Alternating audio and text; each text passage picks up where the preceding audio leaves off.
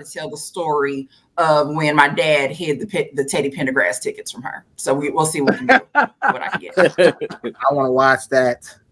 I want to watch that. Man, yes. Thank you for coming on. Let's get into this. Look. I know Stacey has a new section we're going to be talking about later, like what we are giddy about.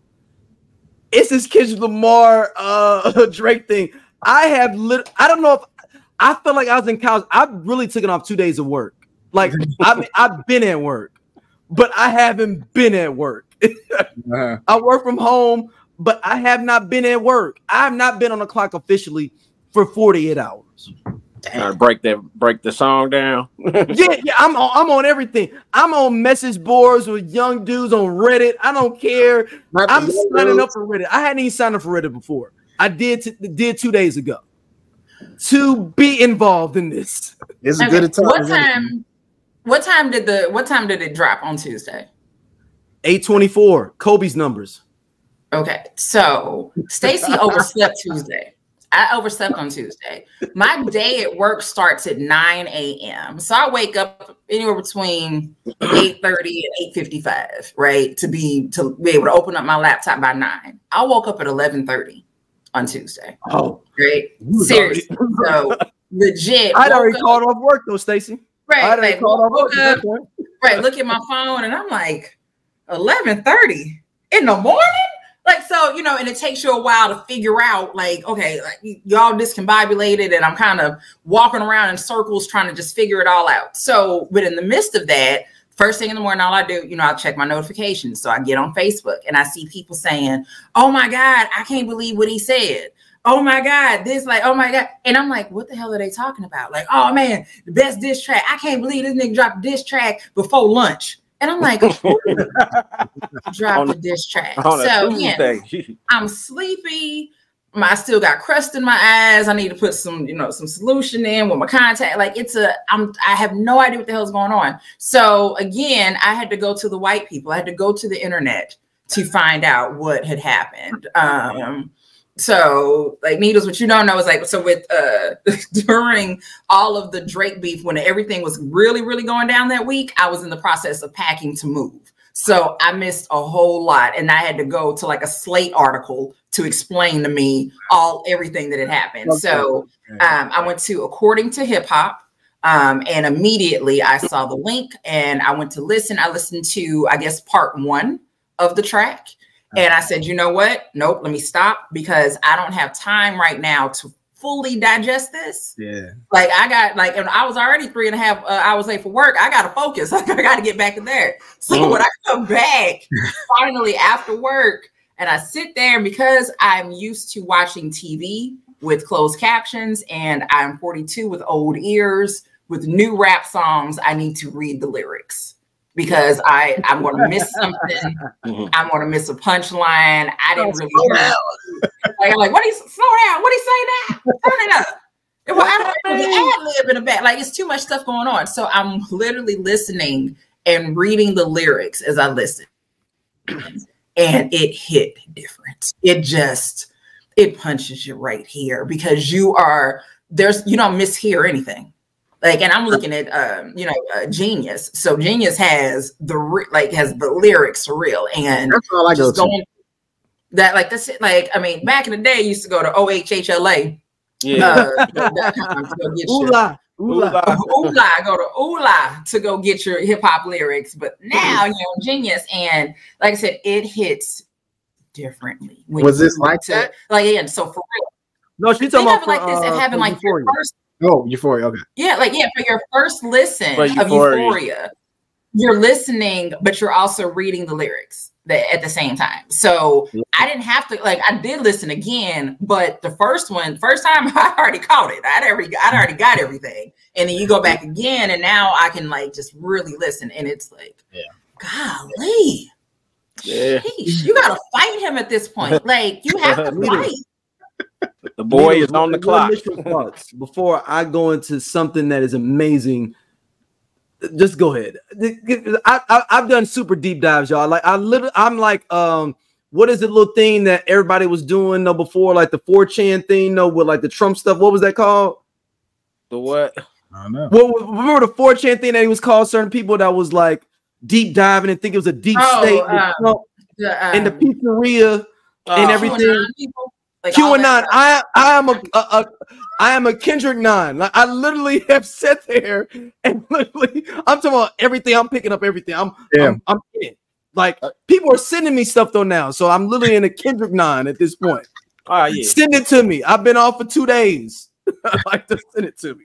Go ahead. I wish I could say I was that deep into it. I listened to it and I I dug it. I think he definitely tore it up. But it's like what I don't understand though is like the responses.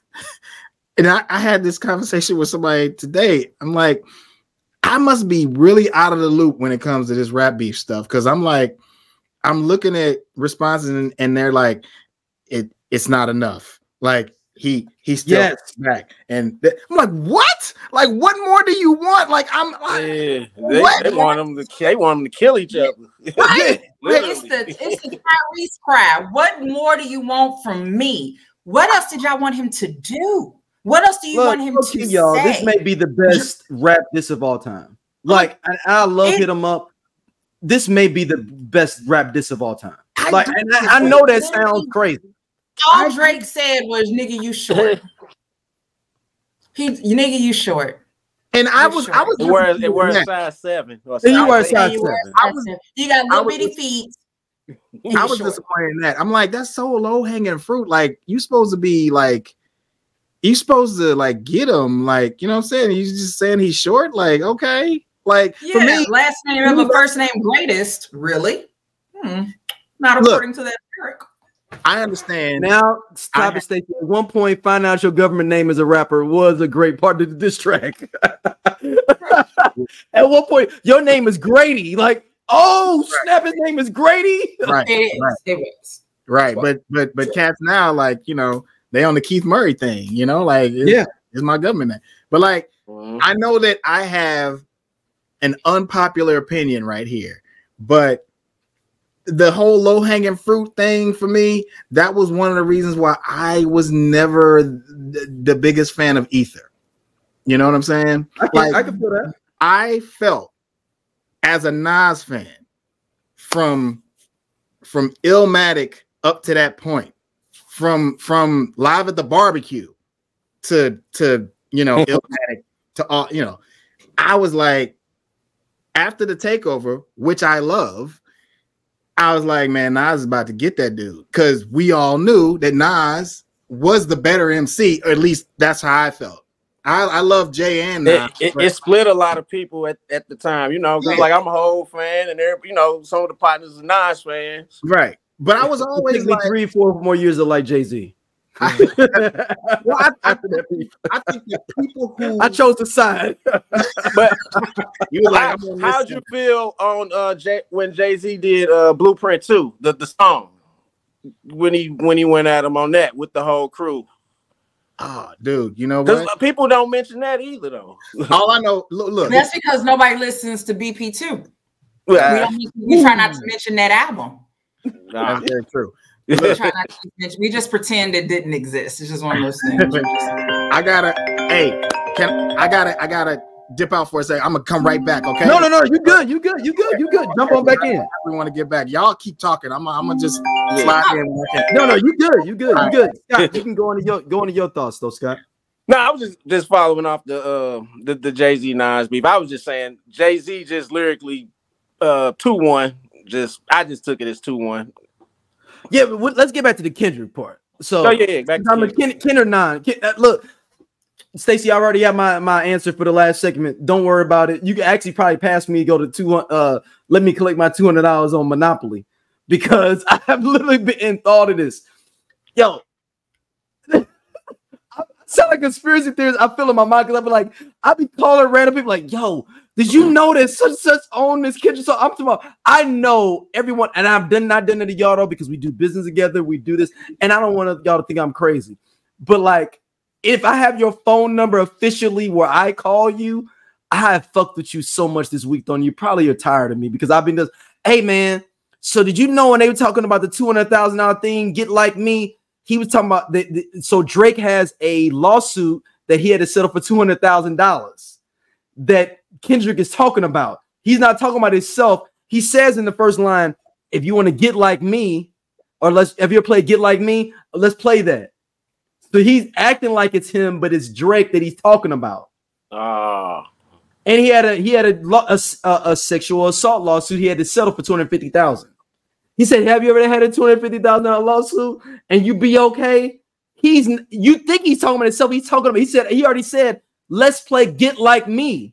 Yeah, see that bar went over my head. I didn't know that, but I just found this out before we got on the show, though. I'm sorry. The one bar I got right away when he was like, "When your dad is a killer and you trying to be Junior." When he was talking about Jay Prince, Baby and Lil Wayne and them. No, I was thinking about the Jay Prince and Jay Prince son because wasn't that part of the takeoff? Oh, yeah. See, I love being in I'm thinking, and then like Jay every Prince investment. See what I'm saying? And then, I was thinking Jay Prince. Right. The thing I sent today in the chat about with Meg the Stallion, right? And just with her dysregular she had out there, but just heard the little small things that she mentioned about with Drake and the BBL, and and you a bad bitch, blah blah. But those phrases are being used by everybody else in the beefs, like all the things that she mentioned. Yeah, everybody else, Ross was saying it. Right, everybody else is bringing it up now. Like everybody, like BBL. This is the thing, though, Stacey. Kendrick did what a comedian does. A comedian pulls it together. Things that we've been talking about are seen and puts it together in one cohesive stand-up of being like, or some observation. He didn't have to go get no dirt. He didn't have to that's exactly what it is. It's absolutely observational. And so when we talked about this before about stealing jokes, right? It's that we can both have the same idea, right? It's just about how we execute talking about a specific thing, right? So again, the idea of Drake being built like a bad bitch, all right, let's go with that. And now everybody hops in and you give your own, throw your sexy red line because he always with her. Because he always with the sexy red line. And everybody is like, so, like, yeah, I got to give y'all some props. I got to give you and Scott props. This is something you all said earlier that we may need to apply to Drake. What did you say, Scott, about Diddy? What did you say about Stacey? What did you say about Diddy? Hanging out with these young people? Or at some point, you got to leave the club, right? Oh, yeah. You got to go home. You got to go home. One day you got to leave the club. You got to go home. You got to go home. But Drake ain't leaving the club. He's hanging out with how old is Drake? What, like 36, 37? 38. Damn near 40. 38, 39. Damn near 40. He right there at 40.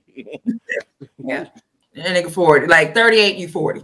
Yeah. You already 40. Go ahead and say go to your son game. We need to make a campaign t-shirts which y'all said, like, yo, get out the club.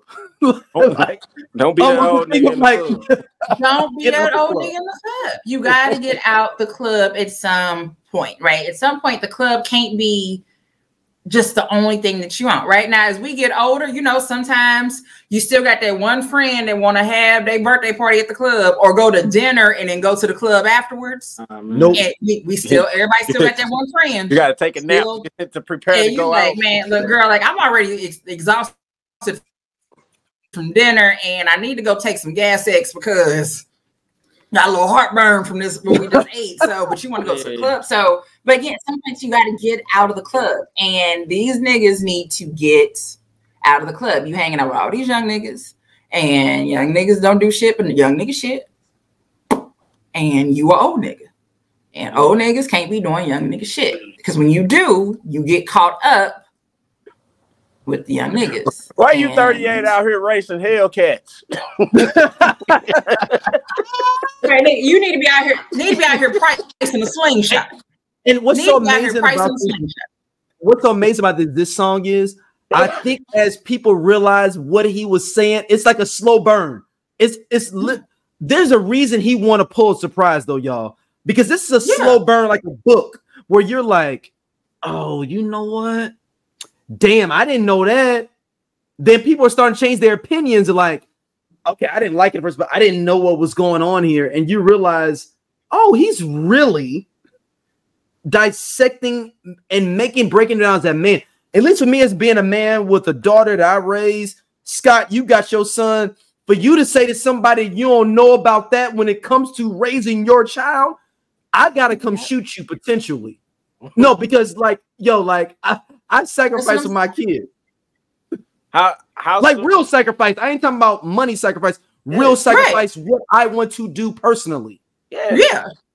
We get like simply when you said sacrifice, I got it right. Like it's with any parent, it's more than the financial sacrifice, right? It's way more than that.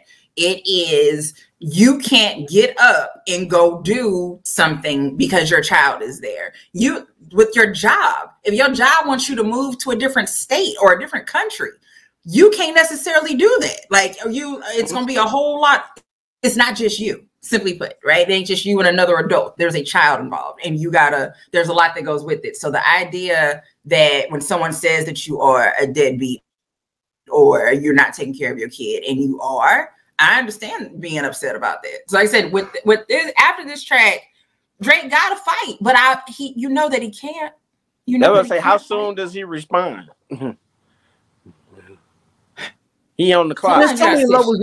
The reason that I think this diss track is going to become top 5 is because all the best diss tracks of all time have a narrative. If you look at Tupac and Biggie, that's why I fucked your bitch. No Vaseline. That why you messing with that Jewish guy? Yeah, I left the the bridge is over. Queens be taking it from the Bronx. Or the Ripper Strikes Back. Yeah, look, I don't like you, MC Hammer. I don't like you, Ice-T, and I don't like you, Kumo D. Like, there's a narrative off of it. There's no narrative in the Drake. Drake had a narrative in the first ones with Meek, but it's no narrative now. This dude has also told you that you can't be black no more, basically. He said you can't say nigga no more. I don't like it. I've been trying to do this for years, Stacey. Since 2002, I've been trying to revoke niggas. And people think it's because it's a biracial thing. I've been trying to do it because you ain't really black. There's a list of people. There was something I saw the other day. They had a list of people that they kind of want to stop saying nigga. And Fat Joe was at top of the list. I know Fat Joe is like at the top. Fat Joe is at the top. I have a complicated thing with Fat Joe because I love the Don Cartagena album. I don't want to. It's that I will say is that it's kind of like we automatically gave a pass to the Hispanic community, or New York Puerto Rican. No, New York did. Like, it's like okay, you know. Okay, let me give you an example with your sorority, Stacey. So it's like you have a big sister in DST that has brought somebody else in that's adjacent, not directly with you, though, and said like, no, yeah, they DST from Louisiana or whatever. Because I'm your OG. I've been 3-4 years in the game, or 3-4 generations. I'm older than you. You just accepted they DST. You ain't charged them up. You ain't did nothing. You just accepted because they're older and they're one of the people that started your organization. That's how Puerto Ricans got in that are from New York. I don't think Puerto Ricans that are outside New York can get away with it. That's what I'm keep going. But I'm saying that's the standard level. Like I said, I think, but there's a pass that has been given to and it's crazy thing is when you mention New York, it kind of works that way because when you think about our grandparents and whatnot, right? So like all of us, everybody that's from St. Louis, generally speaking, your people are from the South, right? They're from Arkansas, they're from Memphis, they're from somewhere, and they came up, right? With the New York folks, again, it all turns into where does the boat stop? And so you got in New York, you got a lot of people that are West Caribbean or West Indies, right? So like in that area. So you have somebody who's going to be half and half. So they half black and they half this, or they half this and they half that. And there's so many halves and halves and everything, and like all the mixture and everything. So nigga, it happens. And versus when you're in another part of the country, that's not our experience, right? You meet somebody that's black in St. Louis, they black. They mama 100%. is colored and they daddy was Negro. They're black. That's it. That's all we got. There is like maybe there's some mixture in there somewhere, but there is no like hell, like it was something the other day. It was like all these celebs that you didn't know were from the West Indies, and so you have Busta Rhymes on there. So all those folks, but again, your mama was Jamaican, or what? Like somebody in your family was from the West Indies. But again, to that point, like it's that past just comes in there, right? Like you might be biracial, but you do have a black parent, and your other parent might be again Hispanic, but you got to say nigga. And the areas that you're growing up in, you get to keep saying it. So when the rest of the world hears you say it, we're like, who the fuck is this? What was this? But you already had passed for a long time. Right. I'm just nigga speak Spanish. Why the fuck is he saying it? And so it's not a, it doesn't necessarily bother me. Sometimes something for some people, it's a little bit more cringe than others. And I love that. So you know what it means though, when you hear somebody say nigga and you be like, and I'm talking about this is a black person where you're like, this feels disrespectful. Like, and they can be light skin, dark skin, brown skin, whatever. And you're like why did niggas say that? Yeah, exactly. Yeah, like, whoa. Like my mom, very long story short, she was texting me fussing about something. And when she referred to the gentleman, she called him a nigga, but she used the ER when she typed it. And I was like, oh my God, she meant though. That's he's serious. Like she was serious. But so I think that like I said, the idea of Drake not being able to say it anymore tickles me. And I liked the way that Kendrick said it, because it was like for me, it felt like a train of thought. Right, like, and it's definitely how I think. Right, it'd be like, I ain't like you saying nigga. Like, I guess it's kind of like not a big deal. It's just kind of cringy. No, and then he said, I don't know about y'all. Like, where he's like talking to somebody, like, yeah, I don't know about y'all, but I don't like that. I don't like that for real. Like, it's just kind of like it's kind of cringy. I mean, maybe it's not that deep. Anyway, back to these lyrics, and like that cracks me up, because it's definitely like he just kind of. It just was that train of thought, and then it was like, all right, so back to the bars, blah, blah, blah, and then to finish it off with singing, you don't want you to say nigga no more, and now it's like, so he just taunting them, teasing them. Right, what happens now? It's so thought out. Like, I don't know what Drake can do besides just calling his wife a bitch, like through the whole song. Your wife a bitch, your wife a bitch, your wife a bitch, and just continuously say it, and like hopefully it's over a good beat. Because the dude started with the Wiz with doggone Richard Pryor saying, you know, everything I do is and another to get back to it, I'm a Kennan. Let's go. You know with the name of the song, Euphoria. Yeah. You know that's that show, and you know what that show is about, the teenagers, and they say, exactly. That's the same. And Brandon said that he's produced on there. So there's a whole lot of little bitty Easter eggs. Just all throughout. It's like a movie, man. You're gonna come back to it and watch it. You gotta keep listening to it and go back, like, all right, what this mean right here? Yeah. Dude, I didn't know Pusha T's real government name into this song, y'all. Genius helps me a lot with references. What's Pusha T's? That's when we all real name. Terrence Watkins or whatever. That's his government name. That's his government name. He was like, he's Terrence Watson. I'm Terrence Crawford. And I was like, oh shit. I didn't realize Pusha T's government name was that. Yeah. He actually did reveal that, because I don't know nobody knew that his government name was Terrence Watson. Who knew that? But it wasn't a diss. So he did do something we did back in the day, finding your name was Quincy. Yeah, then he mentioned the beef with Pharrell. He said, I'll inherit that beef. He mentioned everything. I hate the way you walk, hate the way you talk. And so that question of where does that come from, right? And some people are attributing it to Don't Be a Menace. Bernie Mac. And others, right, like, so yeah, with Bernie Mac, or the movie. It's DMX too, though. I Hate About You. Yeah, was it like a DMX? And DMX, right? DMX, and like in DMX.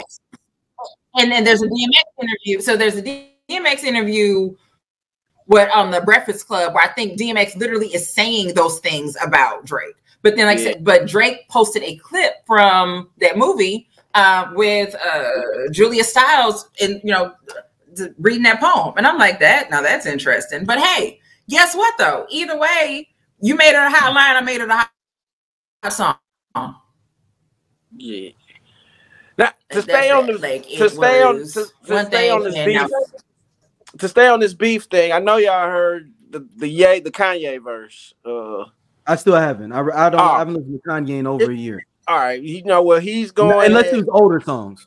He got the Like That remix, so he's jumping in. But I do want J. Cole to destroy Ye though. I do want to see that. He put it. Look, I want to see that. Prophet, he already did. He partly took him down. Yeah, he's just being nice.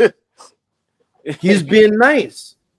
Now, as we talk about this beef thing, we're going out of the topics though, because I mean everybody talking about this, but I just want to know that I just need the game to stop his shit though, because now he's as old as our asses, and he out here talking about like he on this J. Cole. I want somebody to beef with me because I know I got lyrics. Go sit down, man. Go handle them lawsuits. Dame, you're 45, 46 years old though, G. Yeah. Nobody's beefing with you right now, no dog. Yeah, man. You too old to be beefing. I want to be involved. I want to be somebody pay attention to me. Move forward. Shout out to that. Mentioning that though, before we even move forward, at some point we do need to talk about that Chris Brown thing, talking about Ye, and then somebody put up the video from him being at the club from his blind story that he told on R&B Money. I was actually going to throw that out as a topic for today because that tickled me. Very, very funny. I like, there's nothing better than you doing like a blind item, right? And being like, well, there was this one time at this one club with this one friend and blah, blah, blah. And you're not giving any specific details. But somebody is like, is that the night that such and such happened? And you're like, how you figured it out? I'm Doja.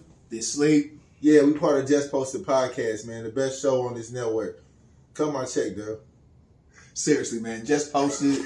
It's just me and Doja sitting back talking about what the fuck going on in the world and the streets. We said labor of love. He said labor of love. I didn't say that shit. Shout out to everybody coming to watch though, man. We really appreciate y'all. Holla at y'all later. Hey man, this nigga just tall for no reason. I'm gone. He do regular jobs. Don't forget that.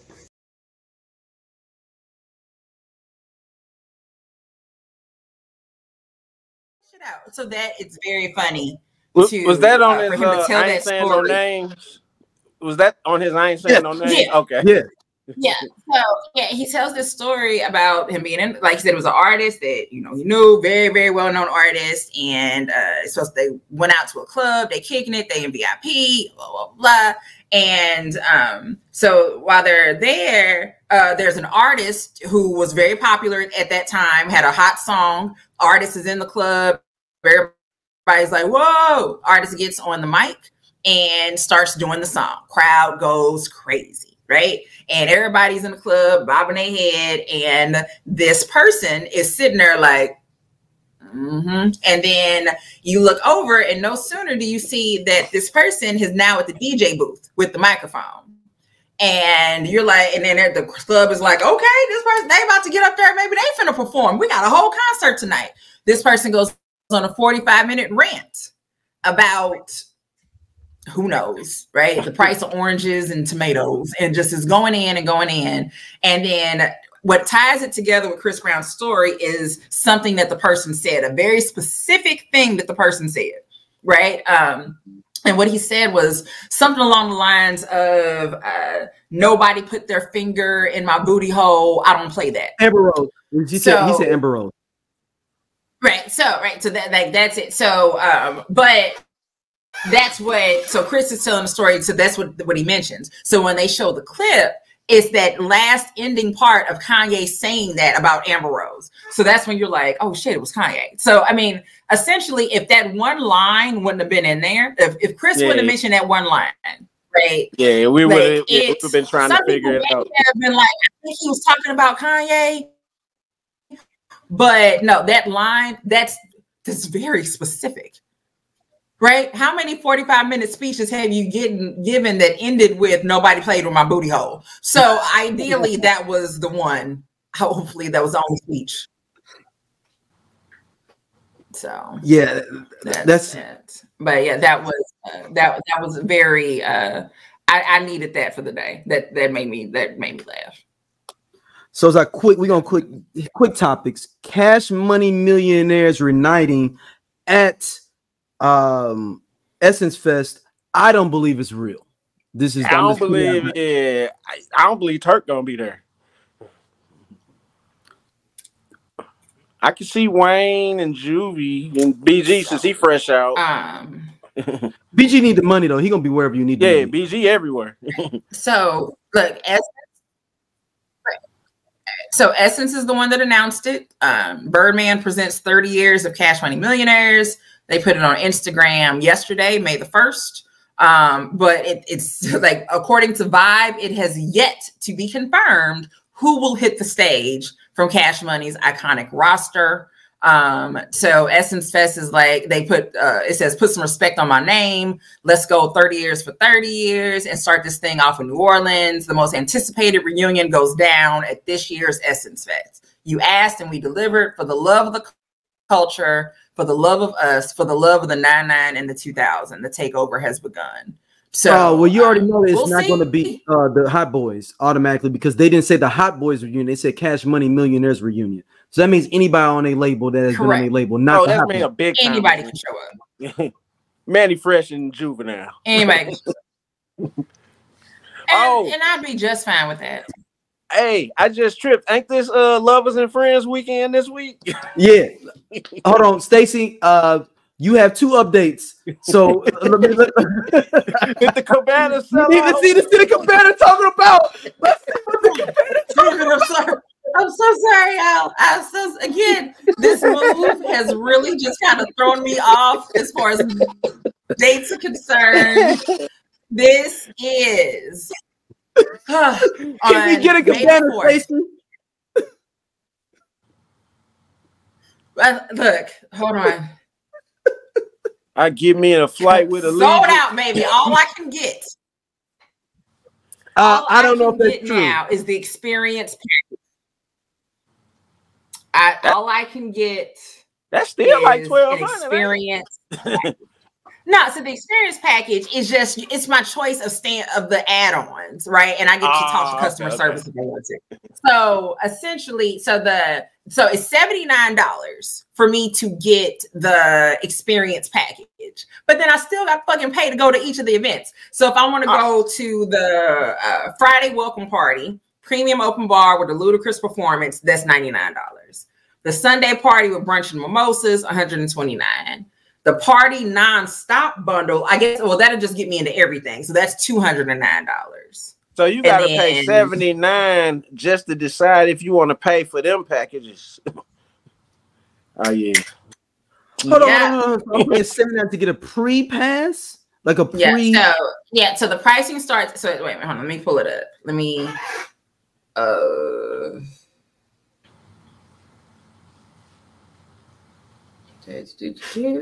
Come on, computers. All right, wait, I'm sorry, I take that back. So it starts at $79. $79 is that welcome party, that open bar welcome party.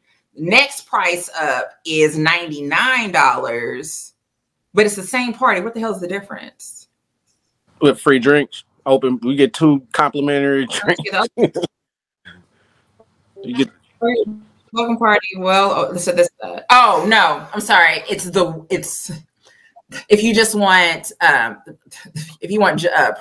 generic liquor, then that's $79. If you want to get premium liquor, open bar, an extra $20. That's $99 to go. If you want to go to the Sunday party with brunch and mimosas, that's $129. And if you want to do the welcome party with the premium open bar and the Sunday brunch with mimosas, that's $209. But at this point, that's the only things that are available. So this Saturday, may the 4th be with you. And I hope that I hope it goes well. Hey man, remember That's it used what to I be. hope. I do hope that it goes well. Remember this used to be the big fight weekend. He did. All right, Stacey, stay in pocket. Like, it's a fight weekend. It's just a different type of fight. Hold on, Stacey. I have your intro for our section here. Hold on, let me get this together for you. Let me get this pulled in. Hold on now. All right, y'all. 2024. I'm gonna get more graphics in there. I just been messing with a little bit though. I'm gonna get something else. I want to get my anchor on. Hold on, real quick. Oh, go ahead. We're gonna swing it over to Stacey with the breaking news. Hold on, let's start it over. Hold on, we'll start it over. Hold on. Yo, we on the plateau, y'all. Forget y'all. Y'all hanging out. Y'all been with us this long. Now, hold on.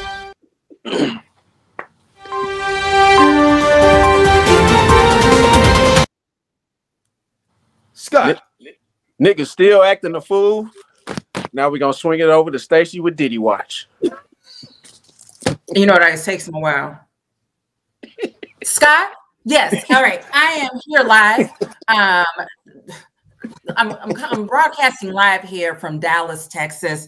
What we have heard recently in regards to Diddy Watch 2024, most recently, his adopted son, Quincy, was seen on Instagram replying to some people who were wondering where had he been. Quincy let us know that he has been at home, minding his damn business. As such, he has stated that he is working on a couple of things. He has a lot of side businesses going on, and that is where he can be found at his home. Next up with Diddy Watch.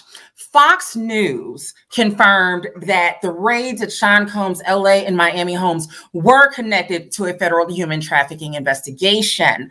A slew of Combs' confidants and former associates recalled their relationships with the music mogul in the downfall of Diddy.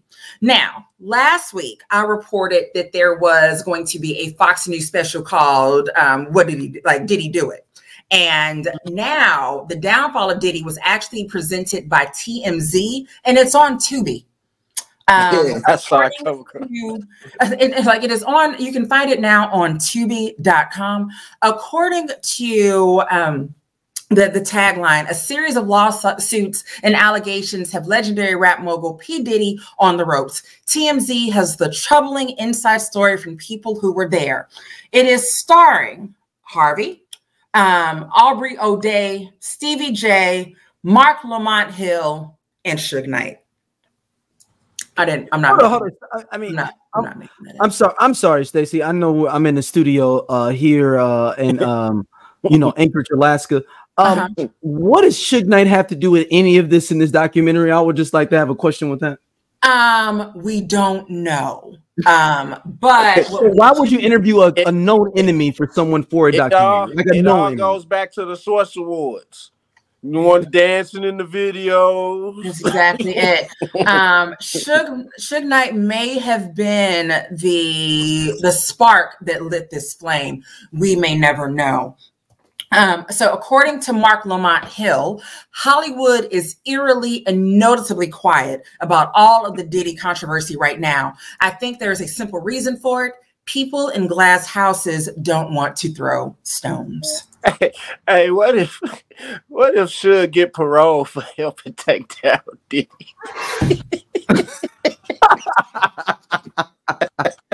I can get early release, early release because he was very cooperative with the investigation. That's how that starts. But you know what? I could see that being true. That's the messed up part. Yeah. What? Hold on. I actually have footage from young Quincy coming up in a second. Directly for your report. We have something directly from Quincy that will be popping up momentarily from him about him not doing anything from his mouth to so. Before we get into that though, as well, did you check into the Aubrey O'Day situation with her also looking like Cher at 50, 60 years old? That is something that I don't know if we need to explore that. Is there something there that we need to talk about? What we know about Aubrey O'Day is we love Aubrey O'Day, but we love her. We're going to call her a champion because she told us last year when Diddy gave back those royalties, the publishing rights. She warned us. She said, "Don't sign it." She told us that there was an NDA that had to be signed, and she told us who was on that NDA and what, like you couldn't say anything about all of these people. And at that time, we were like, "Well, why can't you say anything about this person or that person?" It did not make any sense to us, and now it's like that is why. So Audrey she's able to be on that documentary because she didn't sign shit. Sign nothing. She didn't sign any damn thing. So essentially what you're going to see is the people who are on these documentaries are the ones who didn't sign. Or they signed and don't care, but I know they don't have that money. All right, here we go from Mr. Quincy Brown. All right, here we go with this question. Y'all just kidding at this point, I know, but why is it still a question? Why am I missing? Where have I gone? Did an Amber Alert go off? Did y'all phone do the zzz with a description that said me? Because if not, I don't know where I could be. Other than my house, my home. I'm a homebody, working on the music. Project called ETA on the way. Streaming shit. 90% of the shit I do is behind the scenes. So like, if I got time to publish something or y'all see something, that's like the 10% of what y'all actually might know or might get.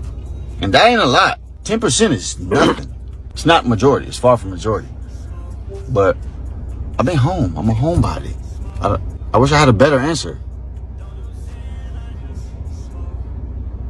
I truly do.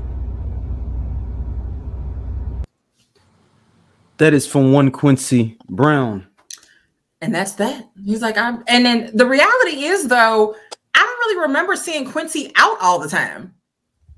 He's never been out like that. Like, so it's real. Like he's never been. Like, you see him in a few pictures, but that's it. You see him in some pictures and stuff, but like Quincy, it's not like that he was always out and doing stuff anyway. So it's more or less people are just wondering where he is because they haven't seen him since all of this started. Speaking of other people's kids, Brian Mcknight. I'm not already look. I'm trying to get you an intro. I didn't know we was going there. Oh, you got one for me? I'm trying to get the intro up. I'm sorry. Keep going. I got to the deadbeat dad side of things. Look, all this stuff is on the fly though. I've been working on this on the fly though, y'all. Hold on. Keep going, Stacey. Go. So speaking of other people's children, Brian Mcknight, as we previously reported, has referred to his children from previous relationships as products of sin. Currently, he is touring and is scheduled to perform in Detroit on June the 9th. His hometown, right? Is that his hometown? No. We talked about it before. I think is he? He might be from Michigan. I think he's from Detroit. I forget. Honestly, somewhere around there. I totally have forgotten. I don't remember. But Buffalo. He's from Buffalo. All right, so essentially, he's scheduled to perform at the Motor City Casino Hotel in Detroit this June. The venue shared the promotion for his show on April 23rd, along with a picture of Brian Mcknight. The post was captioned, "Don't miss out on a night of smooth tunes with Brian Mcknight at Soundboard June 9th. Grab your tickets now." However, fans swiftly rejected Mcknight in the comment section, and they did not mince words. One fan said he might as well retire. Someone else said wouldn't even go for free. Someone else said, "Sir, absolutely not." Along with the gift with the text, "Hell no." Another fan joked and said, "I know good and well that this is not Father's Day weekend, is it?" I did have to double check. Double check and make sure that it was not Father's Day weekend, because if it would have been, I would have died. So yeah. Now here's the other fun part, right? So in April, so his, he had the sons, Brian Jr., Nico, and his daughter, Brianna, right? So in April, Nico reacted to his father calling him evil and spilled some tea about his childhood, okay? He said, I'm evil? That's wild. The guy who used to make me clean his used condoms out his bathroom at 15 before Lisa got home is calling me evil? The guy who forged signatures on our names is calling us evil? For sure. I have a lot of questions.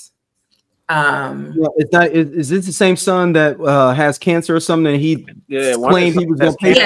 That's Nico. Nico is the one who had cancer. Nico was the younger one. So yeah. So God damn it, Brian. Look, there is a point in my life 3 months ago, a month ago. Right, I still was going to go see Brian Mcknight. Right, it's like, yeah, he don't like his kids, but sometimes that happens, right? He still got jams, like he still got jams and everything, right? Like but I really had wanted to see him perform with his sons. Like that's really been the dream, is to be able to see them perform together. And then you find out that they're into it, and it's like, okay. But as I've always said, though, usually when a parent and child are into it, it's usually the hold on, Stacey, not to interrupt you. Hold on.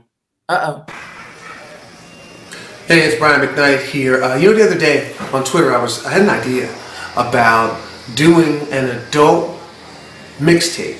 And I asked everybody on my timeline, I was like, if I had this idea, what subject would you want me to tackle?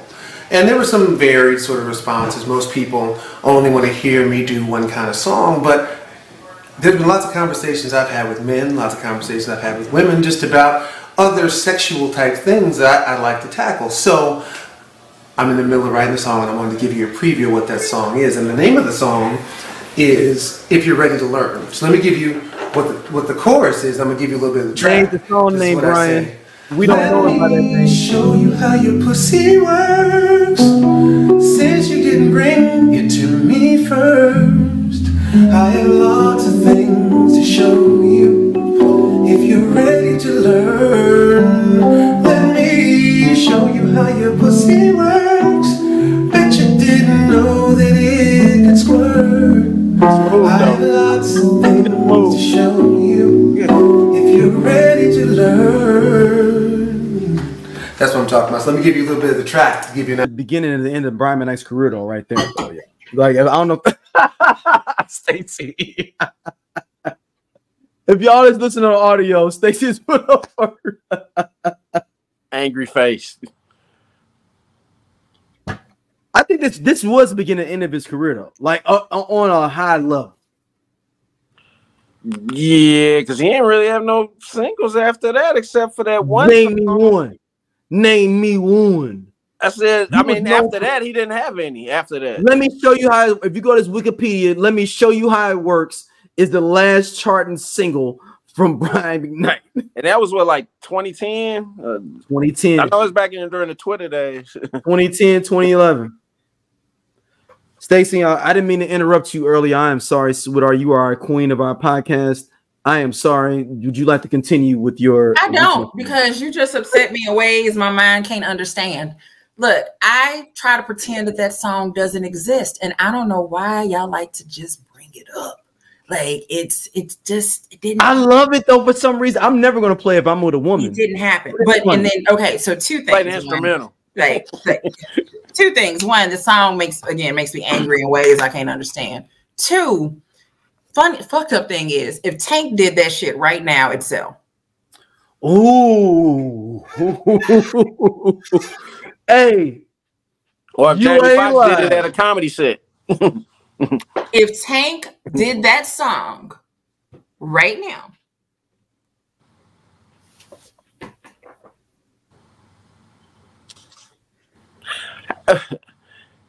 so right, is it safe to say that Brian Mcknight probably the most hated right now in R&B, besides the one that's in jail? Possibly, yeah. Like I mean, Bobby Womack's dead, so I mean, you know. I think, at this point, so here's the thing. It's crazy to see all of those people commenting about how they're not going to that concert. But I assure you that them niggas is listening to R. Kelly. So it's like there is, as some people like outrage. You know, they call it selective outrage. And so who was I talking to earlier? It was somebody else, and I literally said it was so easy. It was easy to let R. Kelly go. There's 2 songs or a song or 2 that were on my slow jam mix, and it was like, oh, I gotta let these go.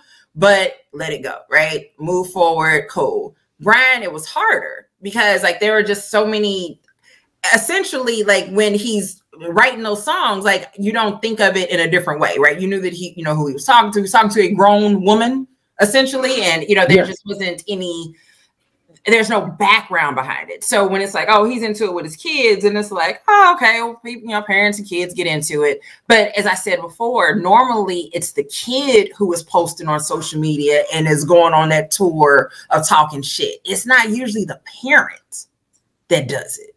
Like from what I'm seeing at this point now, the kids are just responding back to him. Like stuff that he's going out and saying, and they're responding back to him. And he's out here responding to fans or people that are commenting to him. So it's it breaks my heart because like it's again, I understand parents and children don't always get along. Every family has whatever it is that they got, but the way that you're treating them and what they did, it just doesn't justify it. Like the ends are just because it's like you want to sit down and punishment doesn't match the crime. It's like you want to sit down and ask them, like, damn, did they forget your birthday 1 year or something? Like, bruh. That is it. They got the trash cans one too many times. Like like I said, and it's 3 kids, not 1 kid. The whole first set of kids. 3 of them, right? Now, again, there are parents who, I'm not gonna say that are amazing parents, right? But it can be a normal parent out there, right, who has, you know, several kids, and there's that 1 kid, they can't mend that relationship, right? Whatever's going on with that 1 child, not 3. Brian Mcknight, the first person to try to hit the reset button in front of the whole world. Right. He's like, oh, fuck these first kids, man. Let me get these new it's just insane. I'm gonna start all the way over. And any of y'all lawyers? No. Any of y'all doctors? No. Any of y'all engineers? No. Well, fuck it. I'm gonna start on over. Right. And it's totally so insane. So like I said, it breaks my heart. I do listen to Brian Mcknight Pandora during the day. Because I mean he's not the only person that plays on there, but it's like, sir, like, I mean, I'm not, I was going to say it's getting harder to defend him. I'm not defending any of his actions. Like before I get those words out of my mouth, I'm not defending anything that he's fucking done. He's making it harder to continue to listen, like, or support in any way, right? I mean, just like with me listening to his station, I'm sure there's some 15th of a cent that he gets for that, but like, sir, like, you gotta be kidding me. Like, there's no way. Which one's gonna end first? Did he watch or do we want to call pussy work watch or what are we I want to call it deadbeat dad watch. I say deadbeat watch. Deadbeat dad watch. Deadbeat dad watch. DVD watch. But shit, I don't know, because this been going on for a couple years already. It's getting worse and worse. Like I said, for me, it's the doubling down on it. Yeah, he done changed his whole name. He will change his middle name. He used to just double down. And it's like, sir, again, like it's usually never the parent that is the one that is still talking shit. It's usually the kid. Hey, it's like he went through, like, you know, when you go through when you in a relationship and then you go through like a real bad breakup and then one of y'all just petty as fuck. And he the petty one. That's exactly it. Did y'all see that video of his wife ex-wife coming out saying like, yeah, yo, like, I saw like I only saw like a snippet, so I didn't know if that was the whole clip, but it was her saying something about like don't talk about being a good parent or like 10 minutes. Oh, I need to see the whole thing. I literally saw like 10 seconds of her saying, don't be talking about that you're a good parent, all that. So no, Ryan, wrong kid. That was Deion Sanders' ex-wife. That was Pilar that was said that. Yeah, this is all caps. Wrong family drama. It was somebody. I knew it was somebody. Mama was on live. So no, I have not. And I'm sorry, y'all. If you dated Baby Birdman, I kind of invalidate a lot of things you do in your life, and Pilar did such, you know. And same thing with Tony. But also, Baby getting Tony also gave me a lot of confidence in my life. It actually motivated me. I moved I got my certain level. I was like, if Birdman can get Tony Braxton, I can do better. I Daryl Frierson can do better in my life. Well, I mean, hell, Drake had pulled Janet. Yeah, but Baby. All right, Stacey, you're our only woman on this show, so for the moment, in this moment here, if you are in the club and both of them are sitting there like, give it to me, baby. And it's Baby and Jermaine Dupri on the left or to the right. Which way are you going? And you gotta go one way. You can't just say I know where she's going too. I know where she's going. I know. Oh, you already know, Scott? I know where she's going. If she gotta choose between the two. She like her southern man. Gonna go with Baby because she gonna go to Miss Gladys' house because she gonna have something to eat over there. 45 paper plates. Is that right? It's not. It's not. So it's fun. I'm sitting here and I'm really can't do no variations here to either. I'm really right. So like I'm really thinking about this, right? I'm really thinking. I'm thinking to myself. I'm like, Jermaine Dupri is 5'2". So I've already like when he said something to me and I turned, I already wasn't even looking at him eye to eye. Damn, gotta look down to see him. Right. And then so again, like as soon as I turned, like, oh, I had to look down, oh, hey, little boy. So so there's that. And then you go to your right, and I got this nigga here that's rubbing his hands together and shit. He got a tattoo star on his head. He got tattoos on his face.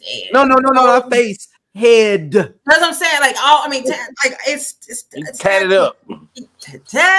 So he's tatted up and golds and all of that. And then funny thing is, Jermaine Dupri has a gap. I don't like gaps. Like I actually am discriminatory against them. I should probably talk to my therapist about it. Like if you have a gap, okay, so you backdoored your way into saying Baby, and Scott already said you're gonna choose Baby. I'm sitting here like, fuck. Yeah, man, Baby gonna have a box Chevy and a bubble Lex and a bubble box Chevy. That's true. He is. Baby is gonna buy me my box Chevy. He gonna buy 3 of them. Yeah, it's like literally like that's like probably first date. I'm probably getting that. I'm getting my box Chevy with Baby. Man, so I have what I'm looking for is in a man is who is going to buy me my box Chevy. That's where we are. That's the goal, man. No. The goal G-Wagons over here. One day I'll walk outside the house and there is an 85 Chevy Caprice Classic sitting on the things. What color? Blue. Blue.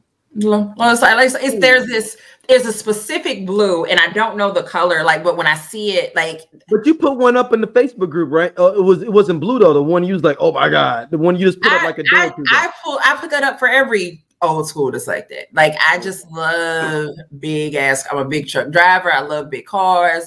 Like I joke. Well, I say this, but it's not a joke. I learned how to drive in a 76 deuce and a quarter. So like that's. And I think we was the last of the era to drive when the shift the thing right down like that. So like and trust me, when you turn in the corner and a deuce. Back when GMs had 2 keys. You had a key for the door and a key for the car. Yep, exactly. So absolutely, like with the front seat and the back seat, if you had both of the windows down in that car, there was nothing in the middle. So it's like 8 feet of open air on the side, like when you had both of the windows down. Yeah. Wait a minute. Samantha's story. The night Tupac died, we rode to the Dollar Show in Northland. Okay. In California Love and a deuce and a quarter. My stepdad took us up there. What's so crazy is I think that it must have closed right after that, because I think it didn't make it out the 90s. That Northland Dollar Show didn't make it out the 90s. Yeah, it didn't. So it closed like late 90s. We got ridiculous stories at the Dollar Show. Like that night, like I said, we were going to the movies anyway. That was already the plan. What was you seeing? What'd you say you were seeing? What the fuck did we go see that night at the Dollar Show? This was 96. Y'all went to see Great White Hype. No, I'm just kidding. Like like I said, I have to think, like, and I know if I ask her, she's not gonna remember. But like she's gonna remember going, which I don't know if she's gonna remember the movie, because it was. So I mean, again, September 13th, 1996. That night, we were already planning to go. It was going to be me, Samantha, and her boyfriend, Darnell, and stepdad was going to take us. And right before we were going, they announced it on the radio. And my mom came to my room to tell me. And it was like, okay. So she's like, you still want to go to the movies? And I'm like, yeah. So we went. And what the fuck did we see? I do not remember. Now, I do remember, like, so my other Dollar Show story is the night that we were supposed to go. There was a teen club called The Click that was open. I know The Click. Come on, man. Halls Ferry. Oh, Halls Ferry. Right. So we were not right at Halls Ferry in West Florissant. So which had to be like 13 or 14 to get in. Like, so, but we weren't 13. Like, let's say you had to be 14 to get in. We were 13. Right. So we couldn't go. So, but we had already talked to, you already got your ride to go. We fucking get there. We get dropped off there, and it was these dudes. So one of the guys that was there was DJ Cuddy, right? And so Cuddy was in, and like if I tell the story, he's knows exactly what I'm talking about. He was in his mama's station wagon. He called it the bucket. We end up leaving go to the club. We didn't even try to get in. And we end up leaving with them, riding around, doing donuts on the parking lot in Northland. And I think we went and we saw, what the hell? It was this. It's a kung fu movie, but it's a funny kung fu movie. What the hell is it called? It's gonna drive me nuts. It's like one of those. It was it's a movie about kung fu, but it wasn't a serious movie like at all. It was kind of almost. I don't want to say parody. What the hell was it called? Oh, that's gonna drive me nuts. I'm gonna find it. But anywho, so who can buy me my 85? Like I said, it's the blue. It's like a lighter color blue, and there's actually one that I've seen. It was like the lighter color blue, but then there's like the darker color blue. Was it Rumble in the Bronx? Huh? Rumble in the Bronx. That sounds right. That probably was it. Yeah. With Jackie Chan. That's. It might have been Rumble in the Bronx. That's 95. It's 95. Would it still been would it have been at the Dollar Show by September of 96? Shit, it was probably on video by then. Nah, it wasn't. Nah, it definitely wasn't Rumble in the Bronx. Let's see. When I find it, because it's so silly. What the hell is the name of that damn movie? The Dollar Show exclusive. Right. That's gonna drive me nuts. I'm gonna find it and be like, wait, what the hell? It was like, yeah, it was a martial arts film. Hold on. 90s kung fu. Like Mortal Kombat. That'd be hilarious if that's what she thought it was. On a win a comedy. I promise that would it was. That would be hilarious. It was Mortal Kombat. Because that did come out like 95, didn't it? Yeah, that's what I'm saying. 94, 95. That's like that'd be hilarious if it was Mortal Kombat. Man, Mortal Kombat Street Fighter movies were so terrible. Oh, was it Street Fighter, Stacey? No. It was a dumb movie. Like it was I want to find this damn movie. It's gonna drive me nuts. It was a dumb martial art movie.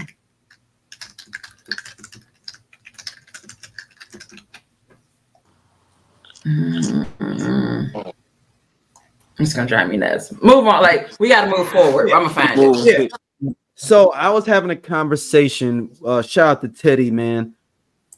And saying, and I'm like, it was one of those things I knew in my heart. I really researched it, but I'm fully vested in open public domain.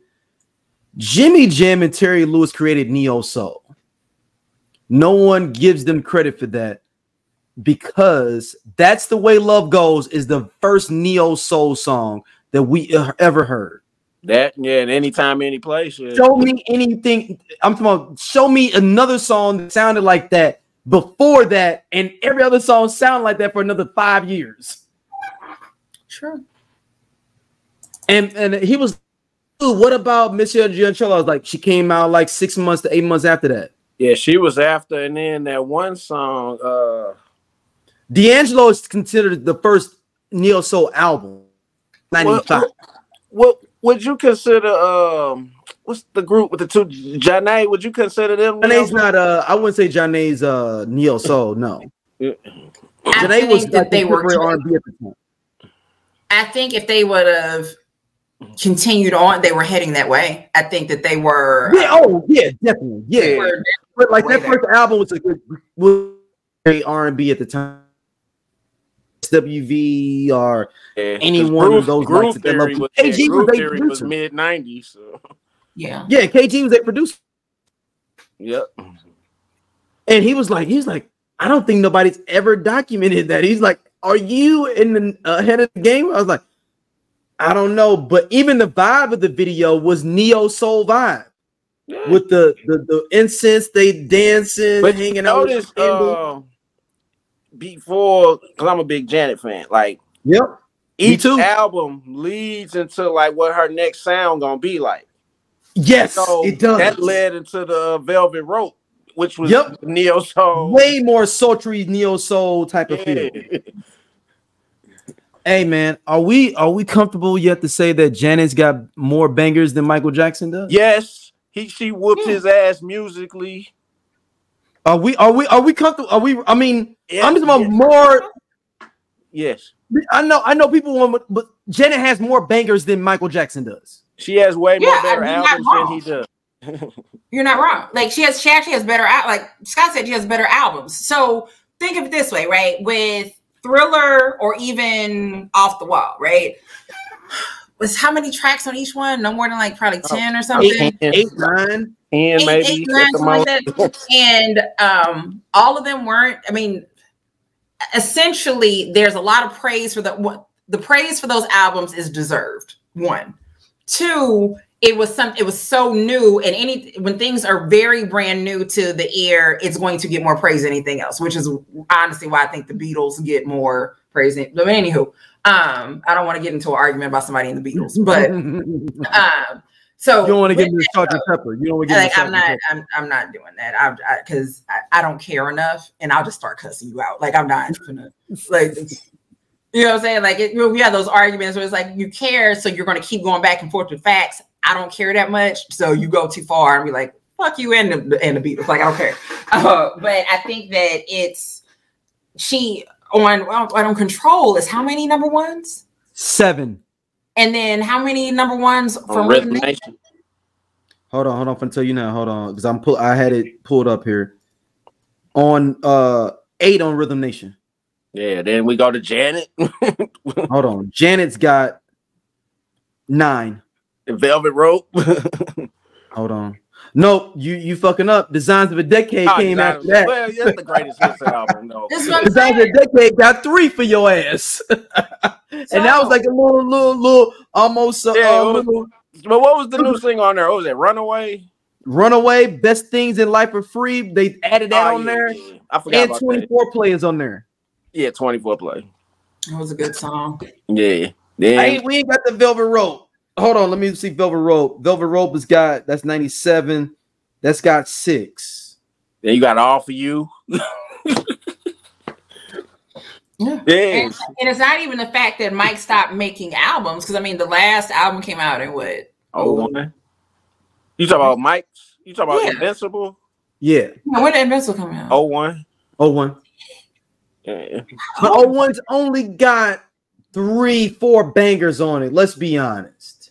Well, and yeah, Invincible had Heaven Can Wait is on there, Butterflies is on there. What was the Break It Dawn? Break It Dawn. Yeah, Break It Dawn. That was his R&B album. That was that was Mike's comeback. Invincible, the title track, Invincible, and the title track. And then, I don't even remember the song Invincible, but that's what Biggie on it. That's what Biggie on it at the beginning. Though it also reminds me of Whitney's second to last album. What your like? It's kind of like when they kind of finally got into R&B.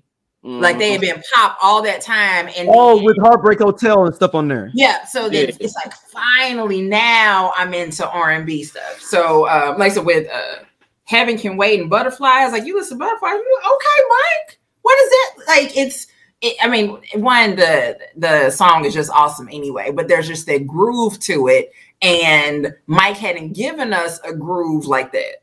That's really, since the 80s. I kind of want to disagree with that. That Dangerous album was pretty black with Teddy Riley doing all that stuff. The only song I remember jamming to was Remember the Time.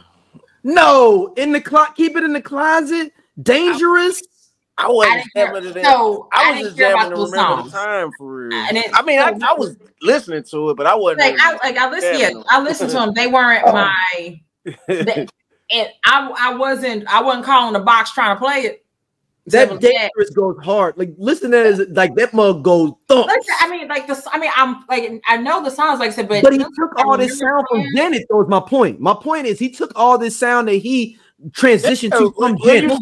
He had to get with it when they made Scream. Right? No, that's what I'm saying. Yeah. I'm not saying that Janet was, but he literally saw Janet's thing. Like, dude, like you got all these bangers from Jimmy Jam and Terry Lewis. Yeah. Let me get them on Bad. And they did two of the best tracks on Bad. Liberian Girl and fucking what's the other joint? I think at some point, man, we gotta like really like do a whole documentary love fest for Jimmy Jam and Terry Lewis. Like for real. They're the best producers of all time. Rap, R&B, rock, I don't care. They're the best. Yeah, they my goats. Them and Babyface. They it. I don't think Babyface can even touch them. Babyface wish he could do what they did. Hold on, let me go to Bad real quick. What they produce on Bad. But my whole thing is that I would say and then so me and Teddy was having in this delve into a thing of I said that Janet Jackson moved into blackness more than Michael did, and she effervescently went back and forth kind of, and she really was like doing black shit, and like if white people fuck with it, cool, whatever, and she was performing for y'all, but she didn't really like, yo, I just want to do shit for white people. She out here wearing braids in a time where with braids was not the thing, like wearing full-on braids for the full album and dancing it in black movies. Poetic Justice. Why would she, if she wanted to be this pop star, why would you do John Singleton's movie? His second you ain't in a movie with Tupac. And it's the second movie ever. It's not nobody she didn't get no Steven Spielberg movie. She went to a second movie actor. I mean, not second movie director and said, hey, I want to be in that because I feel like I'm some. Hold on. And then come back and do another movie with Eddie Murphy. Even and I love that the song from that soundtrack that she has on it doesn't really matter. That is my shit. Like if that video comes on, I will keep playing. I'll just like keep hitting it over and over again. Like that is I love that song so much. Yeah, I don't know. People really had that conversation like, yo, Janet Jackson. Real talk, man. Like she's got way more people I think really think about until you really start hearing them back to back. Mm-hmm. And it's nothing like that though. But I don't know how many bangers that people will be like, yo, Janet had a whole album with 7 number ones on one album. 7. 7. We ain't talking about 3 or 4, 7. Take that, Mike. Yeah. And not just that, there are songs that. So you only can play Thriller at Halloween. You can play Just Wait a While 24/7 around the year. You can 24/7 around the year. Let's Wait a While. You can play 24/7 around the year. What's my other joint? Miss You Much. 24/7 around the year. Escapade. You play 24/7 around the year. Hey. I just wanted to love on Janet because she's not the best singer. I'm the first one to say that. We ain't saying she in the top 20 of singers, but she got them bangers. If y'all want to say that Drake got the bangers for the rap people and y'all cool with should let me have Janet and say that Janet is one of the best of all time for her bangers. Listen, okay? Stacey loves 2 Chainz, okay? Titty 2 necklaces. I adore him. I am not listening for lyrical content. I'm not looking for things that make me think and all of that. But I know I'm gonna get me a good song. Yeah, I know that's what I know. I'm gonna get a good song, so I don't expect. But Janet had good songs. At least Jimmy Jam and it was writing it. She was getting good written stuff too. But I just wanted to love on Janet with that section. I had to text Samantha to ask her. I said, in the 90s, we went to the Dollar Show and we saw a Kung Fu movie. What the fuck was that movie? She wrote back. She says, A Bronx Tale. And I wrote back, A Rumble in the Bronx? And she said, yeah, that's it. So it's Rumble in the Bronx. Rumble in the Bronx. I like it's a Bronx Tale. That's a love movie. But man, it's like, so when she said a Bronx Tale, I'm like, a Bronx Tale. Like, now it was one of those, like, now I know getting well it wasn't a Bronx Tale. But the fact that she said Bronx, and I'm like, okay, so Rumble in the Bronx. And she's like, yeah. I'm like, okay, got it. All right, Stacey, you have brought this into the fold, and this is something we have previously debated previous shows ago. Busta Rhymes video for mentioning Janet Jackson is a great segue. Make Your Body Wet. Is that the name of the song? No, it's What's It Gonna Be? What's It Gonna Be? Yeah. It's the top most expensive rap music video of all time. I thought as always that Puffy video for the Godzilla joint. I forgot all about that video.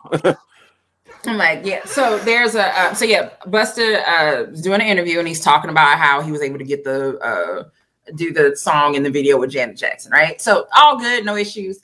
And then, but what caught my attention, because on the reel that I saw at the top, it says most expensive rap video ever. Right. And then when Busta is talking, he said it was the most expensive rap video made at that time. He said, and it still is. And that's when I said, I feel like that's not right. So I had to look it up.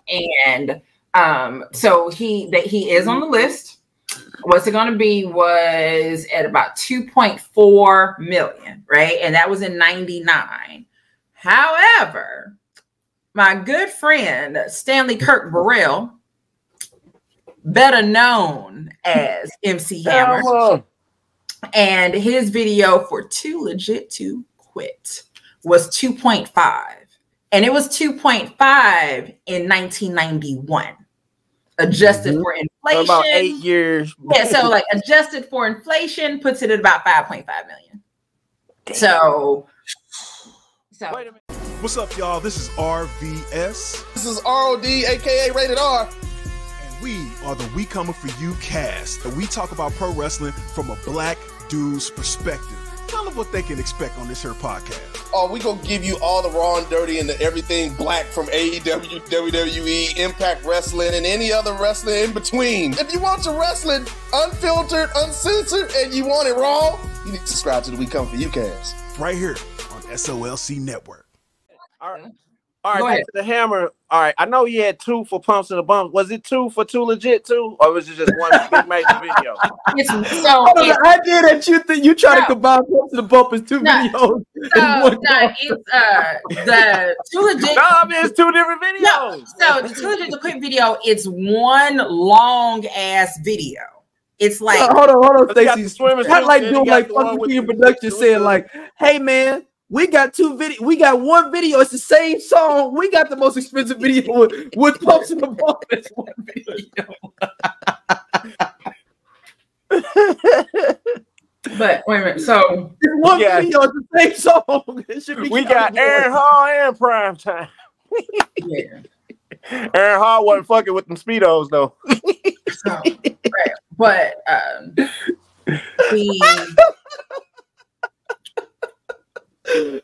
was not fucking with them. I'm so happy that they redid the video. Like, I've never been more happy for a reshoot in my life. Like, the first video just made me uncomfortable. Yeah. Like what is happening? Why is he doing that? And you're a woman saying that. Like this is uncomfortable. You're like, is trying to... Well, I'm a woman, but I was 12. So it's just, it was very... You're like, is Helma trying to be a Luke dancer? Right. It was very confusing for me. I didn't understand what was going on because what I had previously seen from MC Hammer was somebody that was fully dressed, had on some baggy clothes, and then now this man is in some tight underwear in a pool with a whole bunch of women, and he keeps doing this. I don't like it. I don't like it. I don't like it. I was like I said, I was 12 and I knew.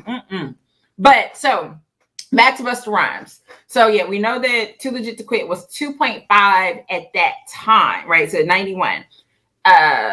What's It Gonna Be came out in 99, 2.4. Before that, in 1998, Victory with Diddy, Puff, Biggie, and Busta was 2.7. So even at the time when he did it, he still wasn't the most.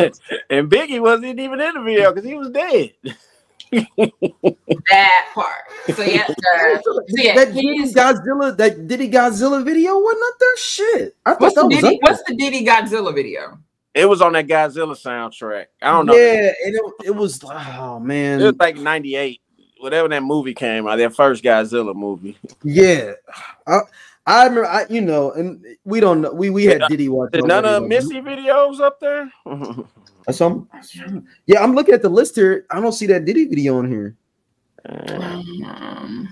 Oh, Missy's on here though. That's I got it. But she's a bitch. Number 18, top of 18. Okay. There's a whole bunch of the top of 18. Yeah. I feel like 2 million was just like the growing number for a video. Like that's at what point? That many. Yeah, you're spending at least $1 million on a video. Scream is the most expensive video of all time. Wow. Yeah. And at that time, we knew it then. We knew that in 95 that it was. Yeah. And what adjusted for inflation is 13.9 million. Niggas can get movies made. That's movie budget. For a video. Now this is, wait a minute. Madonna, Express Yourself. What video is that?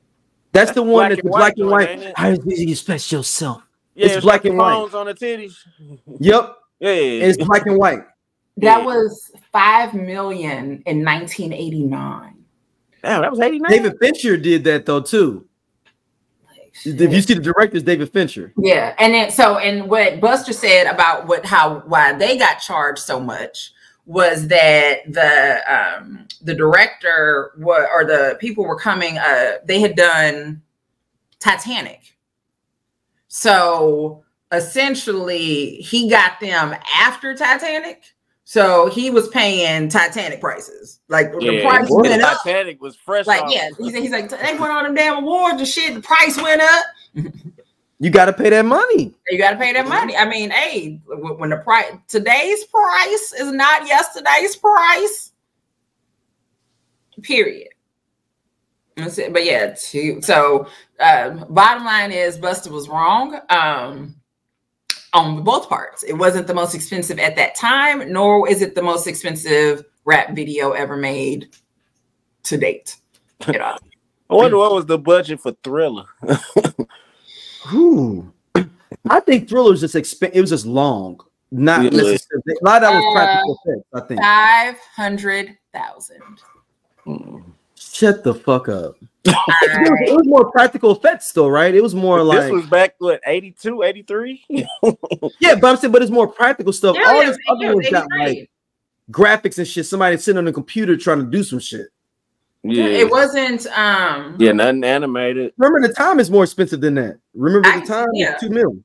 Yeah, I can see that. But it's the for that goddamn spin move where he went into the ground. Yeah, that's $2 million right there back in 90 something. It is shit. All them cameos.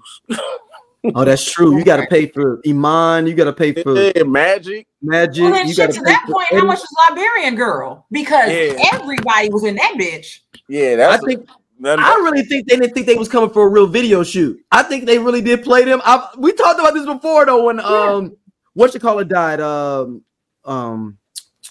What's the woman that died? Man, we talked about the woman. She was the one that was sitting next to the monkey and everything in the video. We talked about her. Oh God, she died, and we talked about her. And it a lot of people liked it. Yeah. I think they really didn't know what they was coming there for though. He had to pay him. That video, like I said, there's everyone. It is the epitome of late 80s, early 90s because you have to be a certain age to recognize the people that are in that video. Yep. Like there's a specific age frame that you got to be in to know who all of those people are and be able to be like, oh man, that's dude from such and such, that's dude from such and such. But I also feel like, do I have to pay you to be in a Michael Jackson video? No.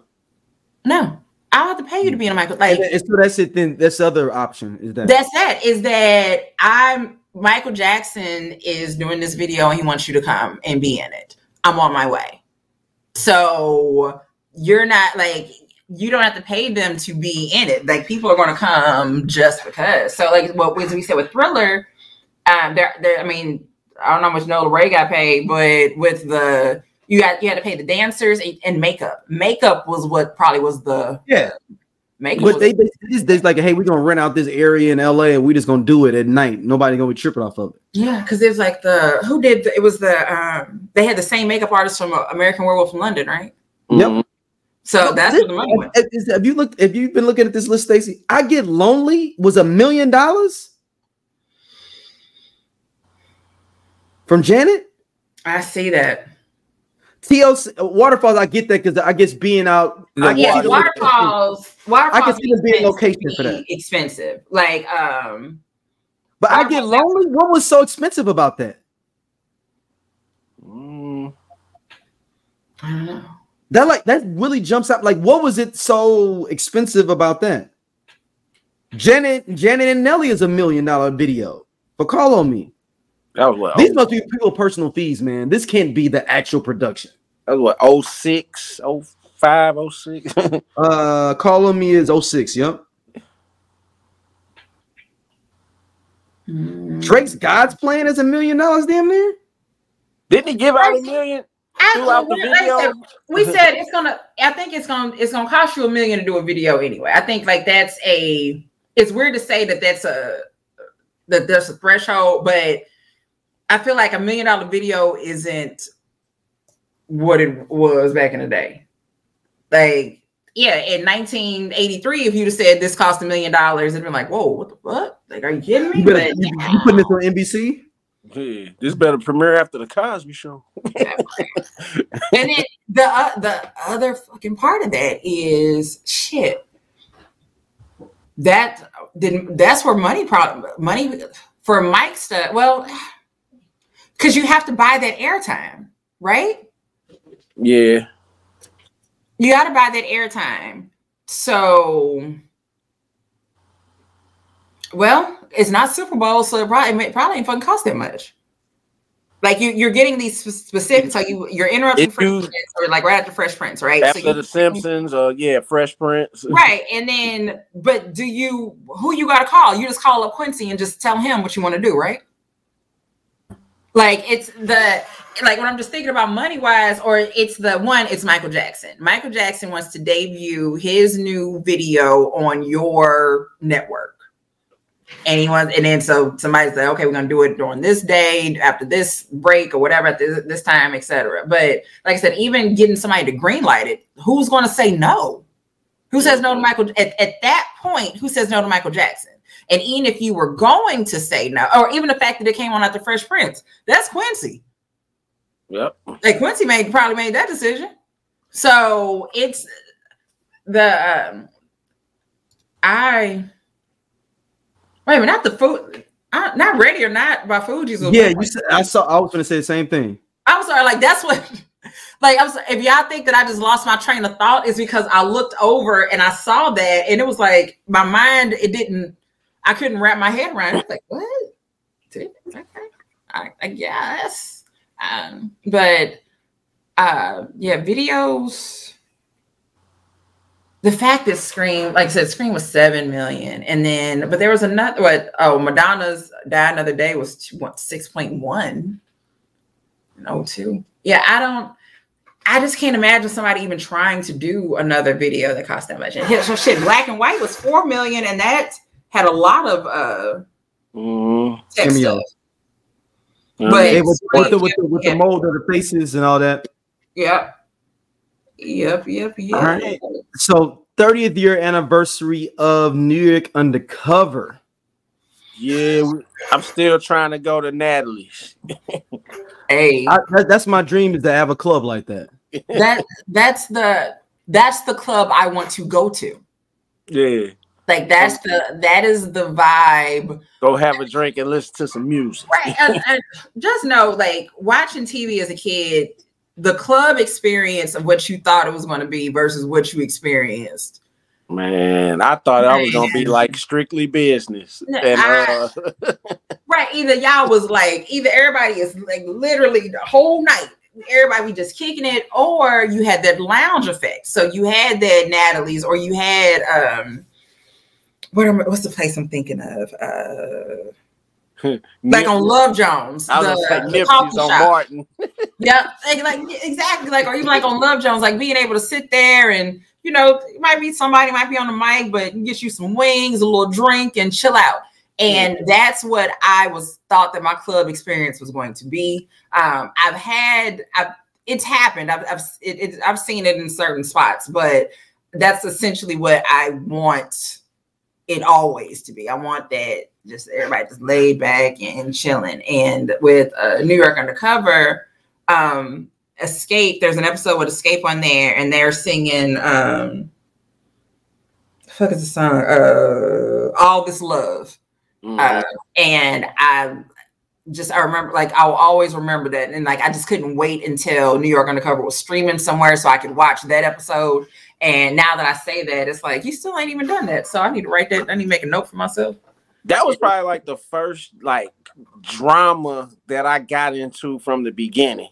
What it reminds me of was like, so Thursday nights when it would come on. So my stepdad, when he would come home from work on Thursdays, he would stop at London and Sons, and we would get the first funny thing is, so we'd always get the chicken, rice, and gravy. I didn't even know that London and Sons had the ketchup and hot sauce one. I had no idea that existed until like they made their big comeback. But either way, so but that was just always that memory of like him going to bring that home, and I got my biscuits, and now I'm sitting in front of the TV at 8 o'clock, and I'm watching 8 or 9 o'clock and watching New York Undercover.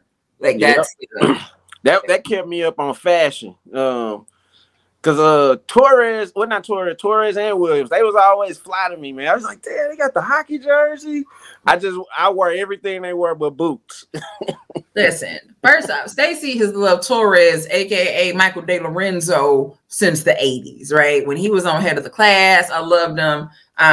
Eventually, I realized that he was in the Beat It video, but like but it's one of those like watching Head of the Class and being like, he looks so familiar, but I couldn't figure out where I knew him from. And then eventually seeing Beat It again and being like, oh snap, this dude a whole dancer. But let's see, according to Rock the Bells, celebration of the 30th anniversary. They of New York Undercover, the cast is on a tour with former musical guests of the show. So that's going to be dope though. Like again, I would love to see who would pop up.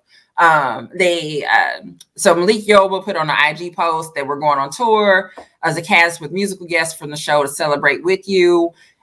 He said, we were the little ghetto show that could. There was never a poster, t-shirt, or billboard. We never appeared on any talk show as a cast at that time. When we traveled to affiliates across the country, you'd see other Fox shows like Beverly Hills 90210 and Party of Five line the hallways, but you never see us. So even though we were #1 in Black and Latino households, we weren't seen as mainstream fare. But two fun facts. So one, it was the first police drama to star 2 people of color in a starring role. And it, and then of course, Thursday night, it capped Thursday night's Black television lineup, which was Martin and Living Single. Yeah. So Thursday nights was lit. Yeah. Then when that go off, watch some reruns of Mama's Family and go to sleep. Listen, keep going. So that's exactly what the plan was. That was your Thursday night. Yeah, but with New York Undercover, they was just always fly to me. That's why I looked at them. Of course, Martin and Fresh Prince. But, yeah. But I don't know. It seemed like they had that real, like that grown man shit. Like that definitely there was a level of grown man, because even when Martin, not to say wore the jerseys and I'm saying, yeah, not to say that Martin dressed young, but Martin dressed for the culture, essentially, right? So Martin dressed like a 20-something-year-old Black dude. Mm-hmm. Like that's just that, and which again, nothing wrong with that. That's just how he dressed. But New York Undercover, there was a level of fly. That was it was just a different level of fly.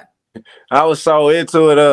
I ain't gonna lie, that was the only time I used to hate on Ice-T when he killed Williams' fiance. I was like, oh, this nigga dirty. Get his ass. Bruh. And then what was Junior? What was his son? Yeah. Yeah, didn't you see the co-parenting situation with a Black man? You ain't never seen that on TV. Never seen that shit. Like you see it. You got the little son G, and he in a private school. Like me and your mama busting our ass, send you to school. What's that? I enjoyed hearing you all say that as I was cleaning up some of the water that was going on over here. And I'm going to bring in some extra facts about one of my favorite dramas. I heard everything you all were saying. Yeah, those are all great points. I think that they can reboot this at a high level for real and do like an 8-9 episode. I thought they were, or they. I thought they were. It got rejected. That pilot got rejected. Oh, are they had a pilot for it? Yeah, because Fox has first rights to it, and they rejected it. Okay. And don't forget that was the Blackity Black night that all came on. Yeah, that's what we just said that. Like that was that was Martin Living Single, and then New York Undercover. New York Undercover. Yeah, I always think that. It went down when my man Torres got killed. That's when it fell off. And they tried to bring in, no disrespect, rest in peace to Tommy from Mikhail Ford, Tommy from Martin as well. Right. When they brought him in as the captain and they tried to switch it up and try to make it like this kind of like, and it's funny, Dick Wolf was like using that as a kind of training ground. It's almost feel like it was SVU or Law and Order. Yeah. Like how he wanted like a set to kind of be this mixed group of guys or women and ladies doing some stuff to get some stuff done. It might have led to SVU because Law and Order was already on. Yeah, but I'm so because Homicide, Life in the Streets, and then Law and Order were already on, so that might have that might have led him to. Or also being like, you know what, I'm done with Fox. I bet you a bitch fuck with NBC from now on. And I ain't never going back to no Fox. I ain't never going back. And he ain't been back. Like, but as Ice-T said, them Dick Wolf checks cash. Like they all They all go through. Ain't no part of me wants Ice-T's character on there was one of the best villains in TV history to me. Yeah. Was it Danny Freed? Danny Freed. I don't even like even the things that you're just talking about now. I'm like, did I watch it that long? Because there's a part I think about like 97. No, it was off 98. 98 I wasn't watching TV as much because I was working. Yeah, because they were only. I did not watch the last season. 4 seasons. 4 seasons. Yeah. No. Hold on. So you got first season just Torres and Malik Yoba. Second season they brought on they brought the girl. Yeah. Right. But keep in mind she was on the first season too in the Santeria episode as another character, random character, like a person that was in that one. And then third season is when Torres and her got married. Fourth season, I mean, at the end of that third season, he gets killed. His fourth season is when it went off the trip. And I've only seen maybe 1 or 2 episodes in that season. For the fourth season. I kind of stopped watching it after Torres. But they had a lot of episodes though. He's doing 20-some episodes a season. Then they brought the white dude. That was in third season. That was in the third. That was in third season. That was the one. And actually, his story actually was kind of cool though, because they're connecting it to the police department. On his dad was like this captain, and he found. I remember his dad. It was crooked, and had all the stuff he was doing. Go ahead, Stacey's mouth is dropped. I'm sorry. So I go to New York Undercover because I'm looking and I'm like, I don't remember none of this stuff. But again, my brain is not what it used to be. And like I said, by 97. I was working. So I was in the evenings, I pretty much wasn't watching TV anymore because I'd be at work. But July 23rd, 96, the day shooting was supposed to begin on the 3rd season. Lead actors Malik Yoba and Michael De Lorenzo didn't show up, having joined together in presenting a list of demands to creator-producer Dick Wolf. Both actors wanted their pay increase. De Lorenzo stated that the duo were making $40,000 each per episode, and they wanted $100,000 each per episode. They also wanted more creative input, with De Lorenzo in particular wanting to direct a few episodes. They wanted a gym, trailers for the stars, and better food to be provided on set. After receiving their demands, Dick Wolf declined and said the New York Undercover was not Friends. And so if you know that during when Friends was at its peak, Friends, they all joined together and said we want $1 million per episode, and they got it. Right? They got it. And they got it. But again, that was all of them, because it's that's one of them situations of you can't fire all of us. So and then what show on Fox would get $1 million an episode? Nigga. So look, yo, they had 26 episodes a season. Just give me my $200,000, $100,000 episode. I think the extra was like, I need a gym. We need you can do push-ups in your trip. Right. But hold on. So Wolf was irate, calling the demands of the actors joining together to hold a show in limbo a virus to the entertainment industry, and he threatened to write both Yoba and De Lorenzo out of the show altogether. A day after the holdout, Universal Television, which was the production company of the show, filed a $1.2 million lawsuit against De Lorenzo and Yoba, claiming that the two had breached their contract and claimed that they were costing the show $60,000 each day they didn't show up for work.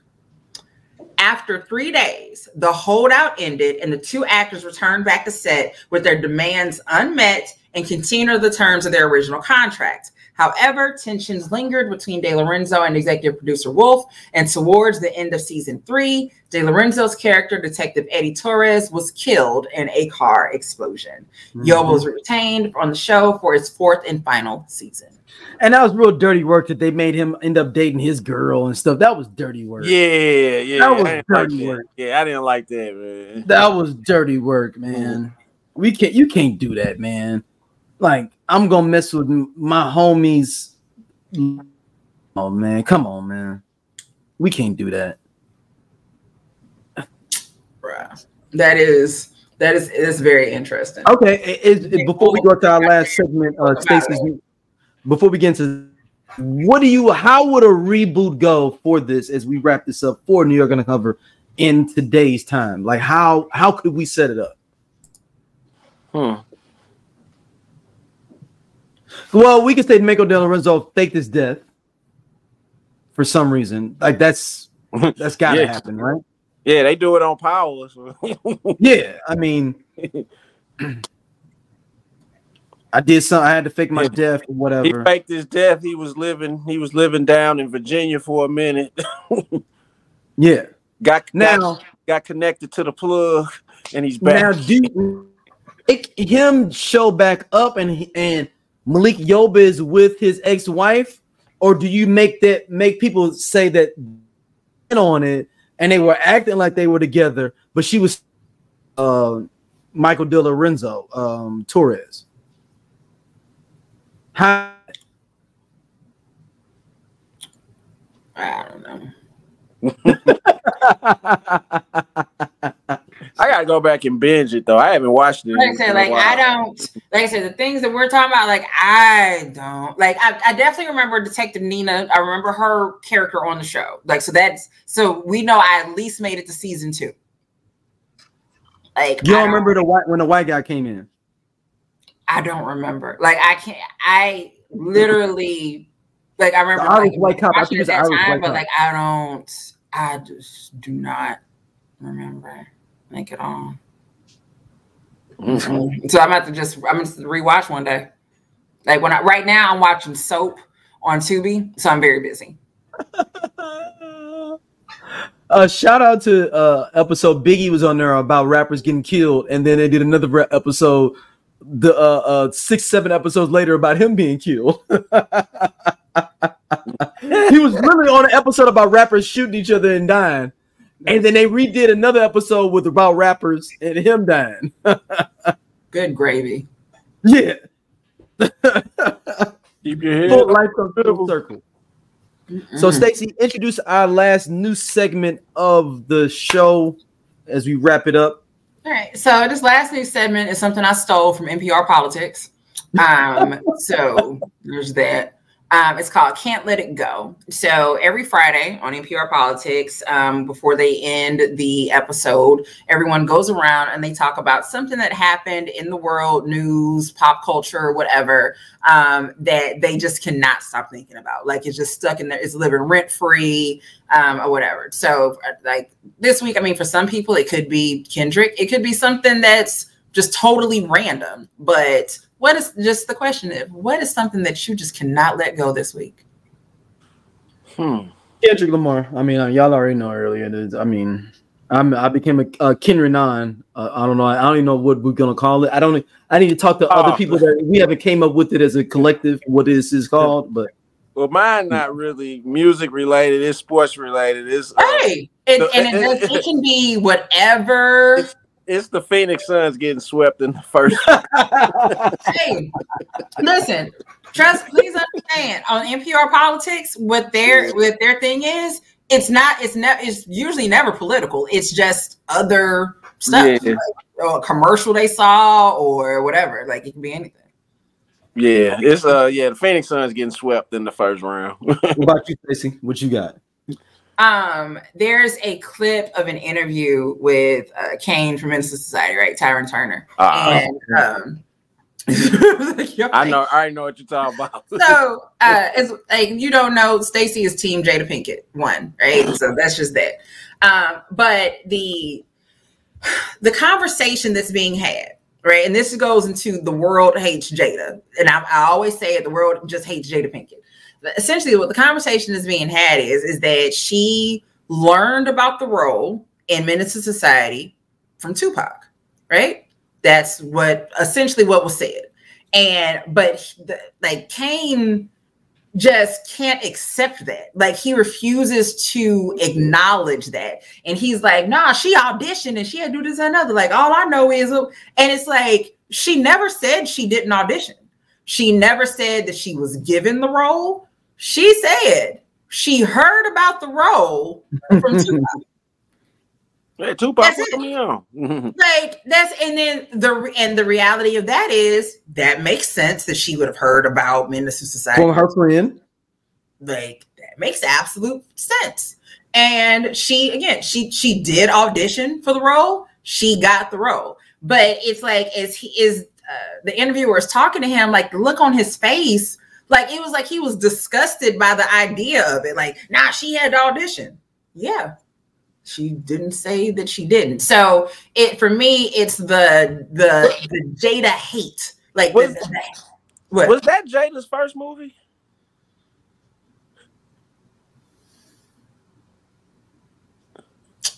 That's a good question. Hold on. It might be. Like, I don't know. That might have been her first movie. I mean, she probably did some TV movies. Right, so. she already done a different work, all that, but like what did I hit some button. I'm on her Instagram. Wrong button. I'm on it too. Right, so yeah, it's just Menace II Society is her first movie. It's before the Inkwell. I was thinking it was the Inkwell, but it's actually. Well, I knew it wasn't. I knew the Inkwell was after that, but I figured if it was something before Menace, it was an independent movie, something small, special. Right? You know, she was waitress number 3 on something. Yeah. But like I said, so the whole point is, for me, it's the Jada hate. So it's the people dislike her so much that no matter what she says, it just like she must be lying or it's wrong. And literally all her saying, yeah, I was in Menace II Society. I learned about the role from Tupac. That bitch lying. Wait, hold on. Damn, like no, hold on. I thought you were talking about this right here. I know she had to because so and so had called me real good. She had to do. Damn. I thought you were talking about this right here, Stacey. Hold on. Between Bobby Brown. That's what I thought she was. No, it's this. So this is the interview though. It's this interview. Okay. Yeah, that's what I thought she was gonna talk about. So we at the it's me. I think it was me, Dalvin, JoJo, Casey, you know what I'm saying, Bobby Brown, and I think we at some club or whatever, we're in the club or whatever, and you know, I think Bobby Brown was like, New Edition came with Jodeci. Like, but this was all like New Edition came with Jodeci musically or whatever. And I'm sitting in my head like, damn, okay, New Edition, Candy Girl, Stay. I'm like, oh shit. I would have loved to see I love New Edition and I love Jodeci. So I'm like, damn, what could this be? But Bobby Brown kept on pushing the issue of like New Edition, but I'm thinking it's just all in fun or whatever. Like, okay, that's a good, ain't nothing wrong with that. That's like the Jackson 5 and somebody else getting into, like, you know what I'm saying? Show me. See, it's more to this though, but he basically talks about when JoJo just hit Bobby Brown while he said JoJo stole on Bobby Brown. So I have that video saved. I just haven't watched it, but it's that interview. But it's actually in that interview. Tyrin Turner in the interview talking about with Tyrin Turner. Yeah, that one. Like, yep. So just in a different. What Tyrin Turner like upset about, or what is he disputing? He's basically disputing how she got the role, or just her story. But again, the story is, I learned about the role from Tupac. And that's what was he upset about? What was he saying like that she basically did that essentially trying to make it seem like, well, I don't know nothing about that, and she had to audition, or I guess I don't know if he took it as she just was able to walk in and get it because she knew Tupac and John, blah, blah, blah. But but when you watch it, and then I think we can absolutely link it, for everybody. Yeah. But when you see it, you'll be like, why is he so upset? Because you'll just kind of you'll ask yourself, what is wrong with you? Like, what are you upset about? Like, what is... It's like he's really that nigga eating the banana with the perm. Bruh, that's exactly what it is. He's like, I don't like that shit. Like, why are you so upset? Again, there's nothing disparaging that she said. There's nothing that she didn't shit on anybody. She didn't make herself better than anyone else. Right. Literally, I heard about the sale at Target because James told me. That ain't how you found out. It is how I found out. James told me about the sale at Target. Bitch, you know you lying. What damn? What did I say? Like, again, it doesn't matter. It's not a huge deal. All right, I got the clip for you right now. Stacey. Here we go. Look, I'm on the fly, baby. I'm making moves as we I love it. Through. I love it.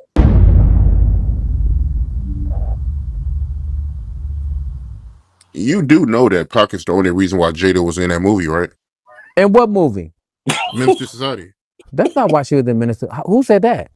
Oh, she said it, yeah. Let me see if I can find it. Tell me, read what she said. I don't remember that.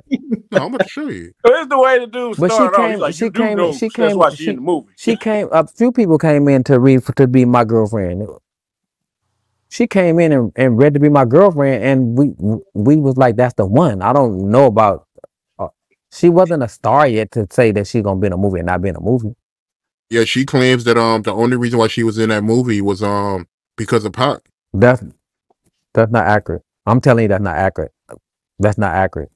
Me and Alan, we talked about this. I don't know what you're doing it for clout, but I'm about to show you. That's not true. The girl came in from what's the girl from House Party? AJ place. She was in Baby Boy. AJ Johnson. AJ Johnson played Tyrese mama in Baby Boy.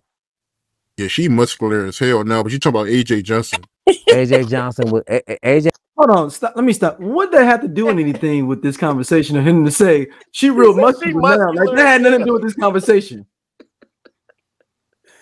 That part. And I'm gonna continue though because I want to get AJ Johnson to whoop your motherfucking ass too. Yeah, you got damn right she would. Listen, Prince, she will like my soror will duck walk on your ass. So please, she said she muscular as hell. Do not get it twisted.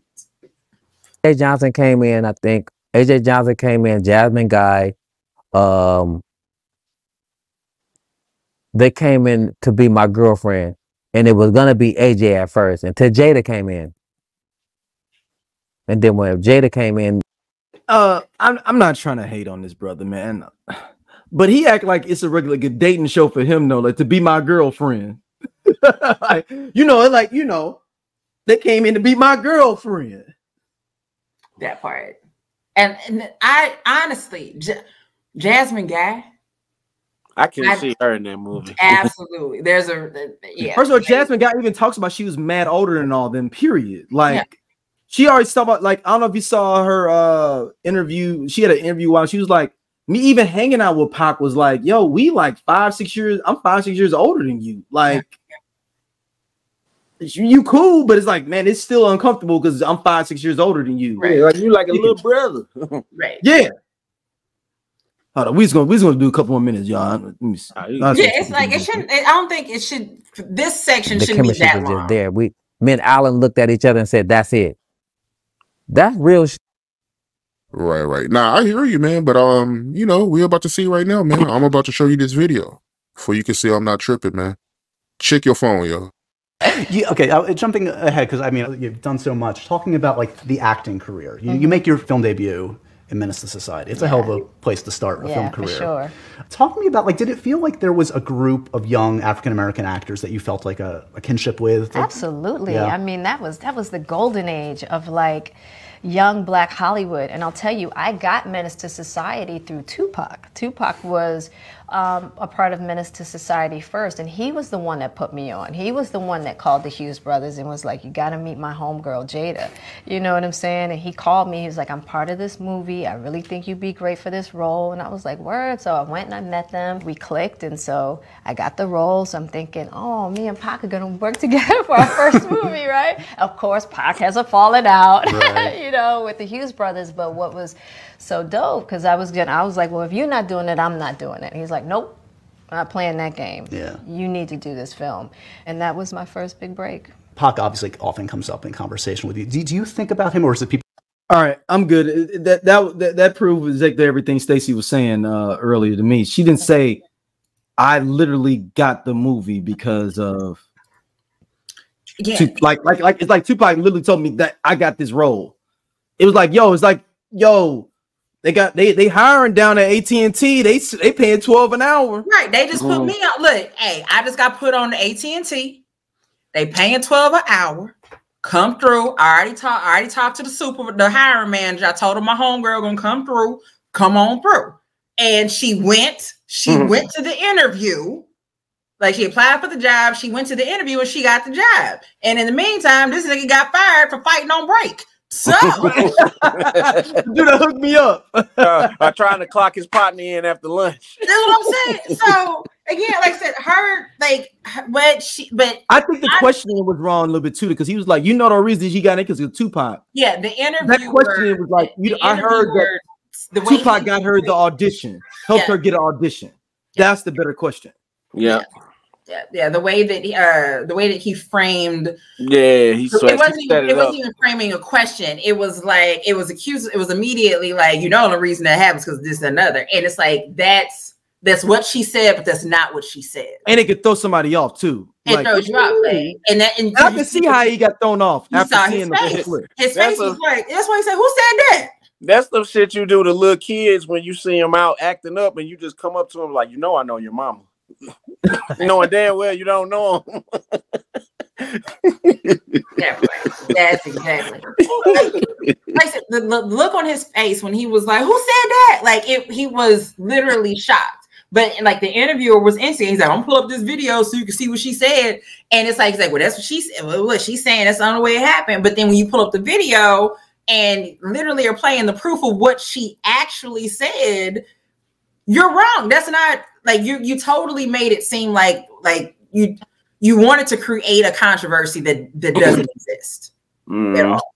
And so again, it goes into, I keep saying, the people hate Jada, and it doesn't matter what she does or what she says, they're going to twist it in some shape, form, or fashion. That's it. Like if Jada Pinkett says, "I love being a mom," there is going to be people and think pieces about what about the women that aren't moms? That's what we're like, all lives matter. all moms matter. All moms matter. What about the women who aren't moms? Okay. What about those women? Okay, I'm a pet mom. I'm a plant mom. What about me? And it's like, all she said was that she loves being a mom. Like, so it's again, I'm not saying. Do you think? But she also knows that. Why does she feed into that though? Into that, like, if you know that they're going to feed into, like, they're going to attack you with that, why do you feed into what they will do? Is my thing. I just think she enjoy being the villain. Oh, okay. Well, I think sometimes you end up being the villain, and that's not what you set out to be. But that's what people. Well, I'm saying. Well, I'm just saying she kind of embracing it now, right? Like, yeah, that's what I was gonna say. Like, you end up just kind of like embracing it. So, not to compare, but like, so when Angel Reese was talking about, like, you know, people make me the villain. She's not the villain, but people make her out to be one. So, what do you do? Do you embrace it, or do you like try to continue to counteract it? But like, I'm not going to defend each and everything that Jada Pinkett has ever said in life. Like that, like, I don't agree. No, I know what you're saying. You're saying, like, I don't agree with anything that anybody has said always, right? But there is a level of y'all knew what the fuck she was talking about or what she meant, and you wanted to change it and make it into something else, and that becomes that bothers me. That irks the hell out of me, because it's like, why? Like we like on the everybody everybody loves, or everybody should be an Aquarius. Everybody loves an Aquarius. Everyone needs an Aquarius. That's not true. That's not. But it's, look here, we're not going to mitigate that. But on the other shows, though, no, I'm not going to do it with you. No. What I was going to say was, on the other show, when I talked about Jada, and I just kind of went through about, like, a lot of people, there's this assumption that she has embarrassed Will so much, and I provide several examples in which he has embarrassed the fuck out of her publicly, and like I say, publicly, intimately, like with close friends and family, and so it ain't her, is what I'll say. I ain't gonna say it's him. It's both of their asses, but it ain't her. Yeah. It ain't all her. It ain't all her. Like, just let it go. All right, Scott, where can everybody hit you up at, man? Man, hit me up everywhere, cool ass Scott. Find me in the group, posting at all times, at day, night, anytime. Yeah, make sure y'all go to the group. I want to listen to nice music always in there. It's crazy the random people I've been seeing coming in there now. I'd be like, oh, you person, I won't discriminate into who this person was, though. I was like, and they filled out the questions correctly. Oh, well, goddamn, I can't stop you. Man, you filled out the questions correctly. Like, I'm not sure if this is your group, but you actually filled out the application correctly for this job. Hey, look. And you can leave if you want to.